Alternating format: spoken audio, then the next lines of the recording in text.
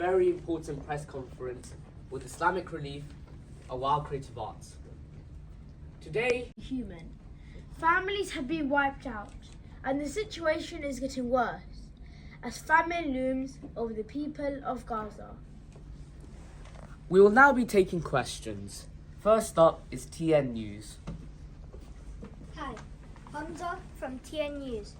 From a child's perspective, can you tell us more about what the children in the UK feel about the situation of death? We decided to go south and found relatives in Rafah who took us in.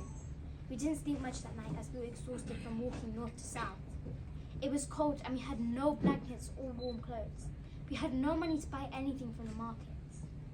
We got in contact with a relative in the south who was displaced himself, living in a tent in a school.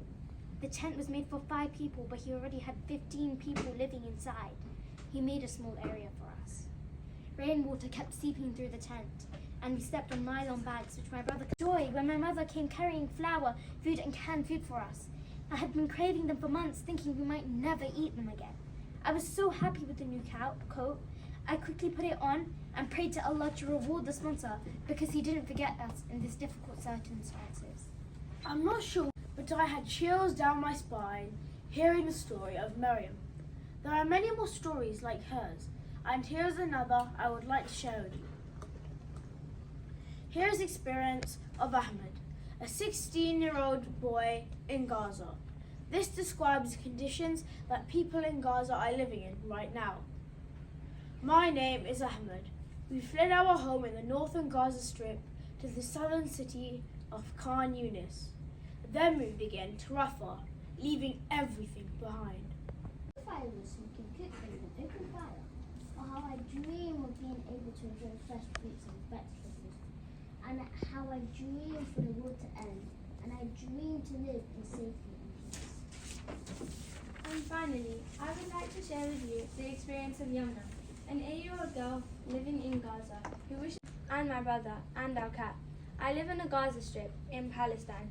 On the 6th day of war, we went to my grandparents' house. We have lived here for the last 9 months. The single most important thing right now is to call for a permanent ceasefire. Very soon, we, children in the UK, will be looking forward to going back to school. But for the children in Gaza, they have nothing to look forward to, as their schools no longer exist. We believe every child deserves basic human rights, and this should not be something we need to protest for in the streets of the UK. Let us all end today's press conference with a moment of silence to deeply reflect on the personal accounts we have heard today, and to pray in our individual ways for the children of Gaza to return home to a normal life with a bright future ahead. I'd like us to close our eyes in contemplation and prayer for 60 seconds, starting now.